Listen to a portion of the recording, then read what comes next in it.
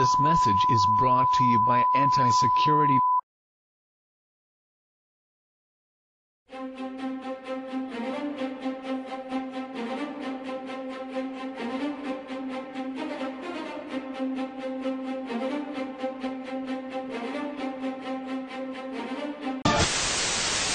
Your passcode, followed by the pound key, or *0 to speak with an operator.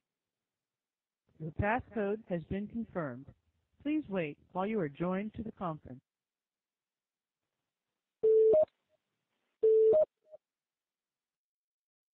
Hello? Hey, Stuart. Yeah, hello. Stuart here. Hey, it's Bruce. Bruce, how you doing? All right. I'm not sure if we're the only two on right now or not. Bruce, don't say anything too bad. I'm here with Matt. Hi, Bruce. All right. I'll keep it clean. Do you want to talk about cheese? Cheese? Cheese in a can? Cheese, but what about McDonald's at the Pentagon, eh? Oh. I've told so many people, no one believes me. Really? Yeah. You mentioned that picture. Face with the McDonald's in the middle. It's just incredible.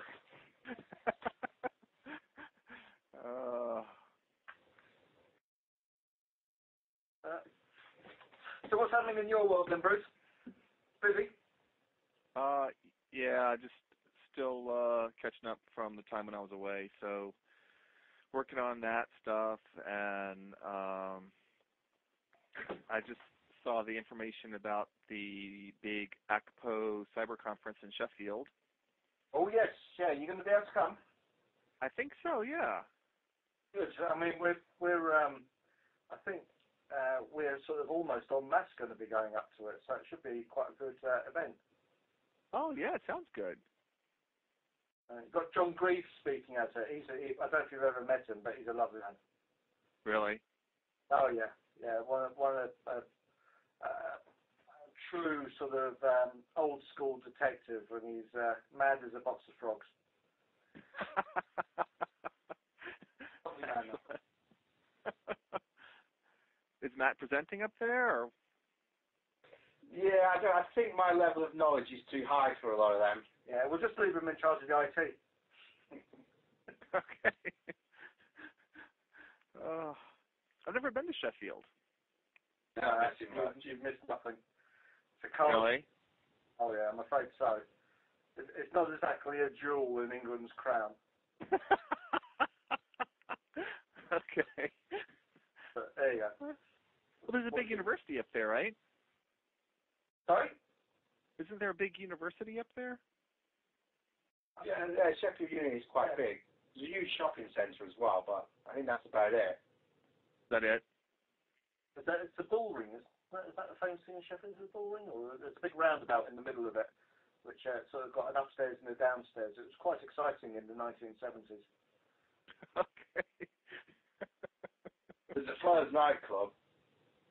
Oh, yeah? Yeah. That was good for a night out. There's a McDonald's. Oh, great. I look forward to that. There's no Dunkin' Donuts, though, because they're purely Chicago.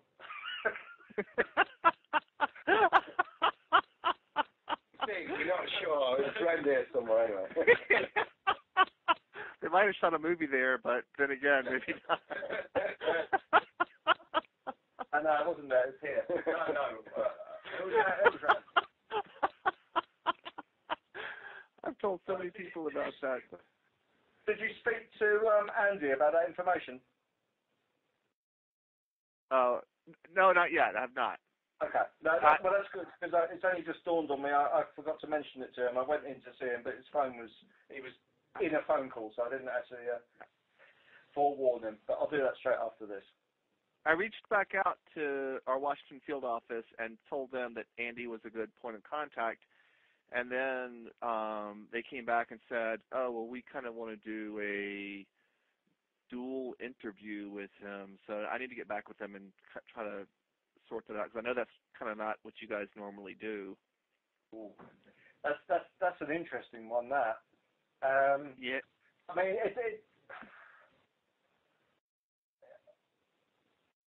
he's 18 years old, isn't he? He's 18. He says yes. Okay. Well, I mean, okay. It's a step in the right direction there, then.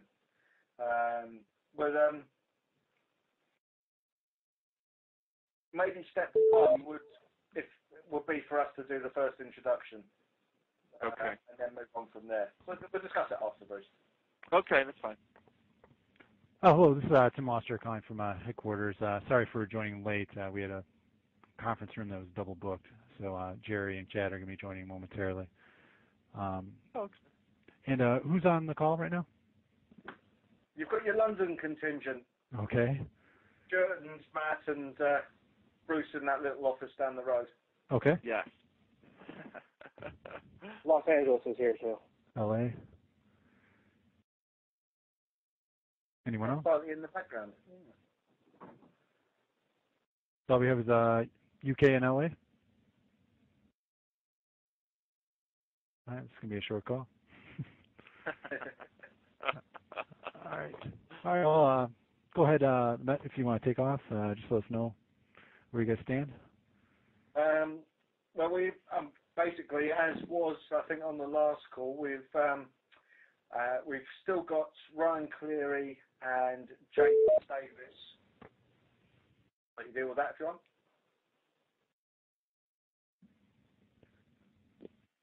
Go ahead. I think somebody just hopped on. Hey, sorry, it's Chad Hunt from the FBI. Yeah, okay. As I say, the situation this was really, we've got Ryan Cleary and Jake Davis due at court on the 27th. Following some discussion with the New York office, we're looking to try and build some time in to allow some operational matters to fulfill on your side of the water. So we've set back the further arrests of Kayla and T-Flow, that being and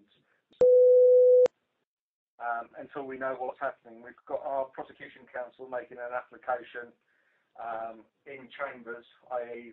without the defence knowing, to seek a way to try and factor some time in that won't look suspicious. Okay. How much time do you think is reasonable that they'll be able to... I've gone and said 8 weeks.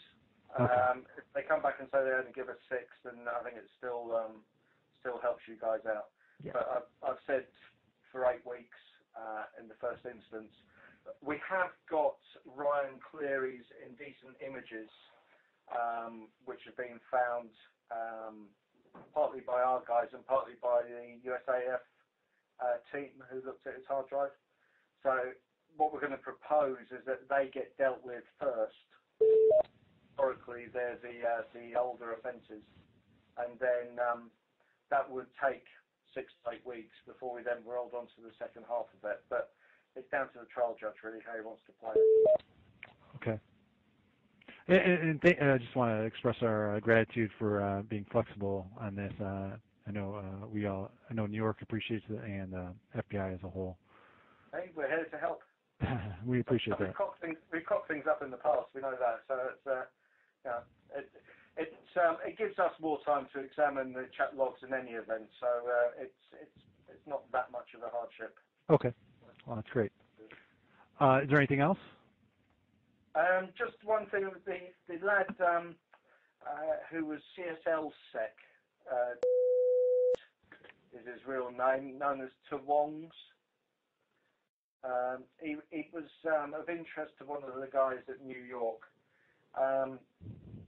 He got arrested just before Christmas for I think DDoSing his school, and then he did some stuff over the Christmas break on the supposed Project Mayhem or whatever the hell that was, Operation Fuck You, where he hacked a website. It was a Manchester credit union, which is actually based in Jamaica, and defaced their site.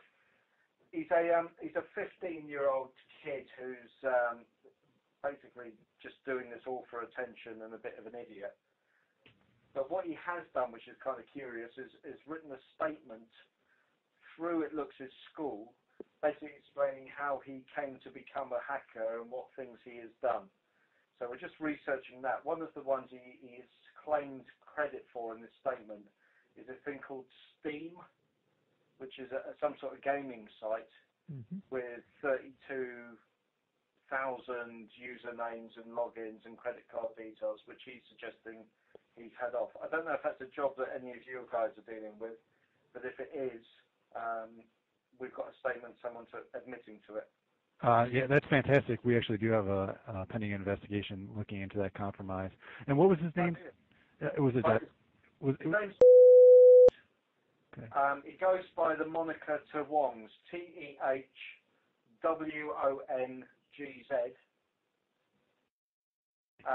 He is the face behind CSLSec, Can't Stop Laughing Security, which is a sort of LulzSec wannabe group. There's 3 people in it.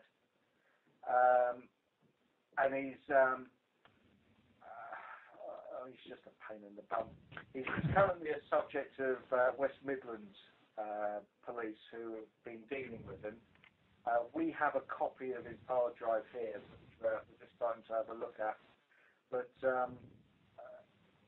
again, another juvenile, another wannabe type character. But if you're whoever has got your operation, if they want to fire me an email, I'll put them in touch with our intel cell who are trying to find who's got interest, and we can get you a copy of this statement, see if it makes sense. Oh, that'd be great. I know they would appreciate it. It's our Baltimore office that's leading the charge on that one. Okay. So I will make sure I'll put you two in contact. Did he indicate who he was working with, or any other nicks that he's associated with? Yeah, there's one called Grandma Wongs, and there was one other which is gone out the top of my head off. I can't remember what the third one was. Who are his little group of friends? Whether they're online friends or actually 3-dimensional friends, I'm not sure. He gives the two sides of our A4 description of how he's got involved, what he's done.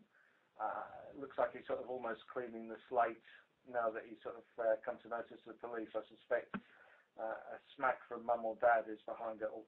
Right. Is he looking at any charges on your side? It's up in the air at the moment. If he has done the Steam job, then it might be one that we would look at taking on from the PECU point of view. But if it is just more of him bragging, we would probably leave it with the local police, who actually at the moment don't have an awful lot of interest in him. Okay. But if I suppose we need to speak to the Baltimore office and see what the story is behind the attack and what damage was actually done, really. Okay. Yeah. Yeah. Thank you very much for that. That's right. Anything else? No, I don't think so at the moment. I think nothing from you, Matt. Nothing. No. No, we've got a server to get from the Germans, and one thing I was going to ask, I don't know what your liaison's been with the Irish, but we've been speaking with the Irish around Palladium and Pawn Source, and looking to share some intelligence with them and some information on that. I don't know if they're in on this call. I don't. Is anyone on from Ireland? I don't think so. Okay. I mean, I'm not sure if it's going to assist or take our job very much further, but probably worth getting back in touch with them from your side, because I think they've got stuff that they could share. Okay. All right. I suppose the final thing that I've got is we got the final forensic report from the guys at the USAF who had a look at Ryan Cleary's hard drive. And I don't know whether it's been disseminated amongst you guys or not, but it's worth reading. It stretches to 325 pages, not including their notes. And it's quite a thorough piece of work, needless to say. We're quite impressed with it. I don't know if you've seen it or not, but you've got some fellows out there who've done a cracking job around that. Okay. All around the Pentagon one. All right, I'll check that out. I haven't seen that yet. Okay, LA, do you have anything? Not much other than what we were sending to the Met through Bruce. If you haven't seen it yet, Bruce, there's going to be a EC coming through your way. Just connecting Sharpie with Kayla and possibly T-Flow. He might have been using a moniker Cronus a year and a half ago, 2 years ago. Just some more logs that we would like the Met to go through because they haven't had enough of that yet. So are you saying that Cronus was T-Flow or Sharpie? T-Flow is what it looks like. Yeah, no, we've seen Cronus before, and we'd sort of made the assumption it was T-Flow. Okay. Excellent. So other than that, I think that we're just waiting for Cleary's ISP. That's about it. But it looks like we might have a little bit more time to wait on that. Yeah, this is the stuff on the MLAT that was dealt with by our extradition squad. Yeah. We're still trying to trace that up. I mean, I can only apologise. I don't know why that's not with you. Last I heard, it was going back before the magistrate to be signed off to come back to you, which is what happens when we are asked to do inquiries on other people and it's not already in part of our investigation. But I will trace that up for you. Yeah, no worries. I figured something just went through bar. We're just looking for the ISP. You know, his house went to that IP address, or the IP address went to the house. That's it. So we'll wait for that. No worries. That's it for LA. Okay. Did anyone join on late?